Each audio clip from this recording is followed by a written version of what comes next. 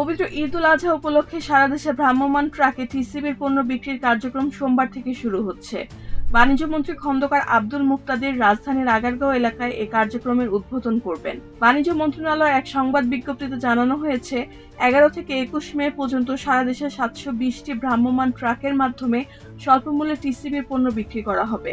প্রতিটি ট্রাকে 400 জন সাধারণ ভোক্তার কাছে ভোজ্য তেল, চিনি ও মসুর ডাল বিক্রি করা হবে। যে কোনো ভোক্তা ট্রাক থেকে এসব পণ্য কিনতে পারবেন। বিজ্ঞপ্তিতে আরো বলা হয়, সরকারি নির্দেশনায় টিসিবির কার্ডধারী নিম্ন আয়ের পরিবারের জন্য ভর্তুকি মূল্যে পণ্য বিক্রির কার্যক্রমও চলমান রয়েছে। ঈদ উপলক্ষে ঢাকা মহানগরী ও ঢাকা জেলায় 50টি, চট্টগ্রাম মহানগরী ও জেলার 20টি এবং অন্য 6 বিভাগীয় শহর ও সংশ্লিষ্ট জেলা 15টি এবং বাকি 56 জেলা 10টি করে ট্রাকে পণ্য বিক্রি করা হবে। ট্রাক সেলে প্রতি লিটার ভোজ্য তেল 130 টাকা দরে সর্বোচ্চ 2 লিটার, চিনি প্রতি কেজি 80 টাকা এবং মসুর ডাল প্রতি কেজি 70 টাকা দরে সর্বোচ্চ 2 কেজি বিক্রি করা হবে।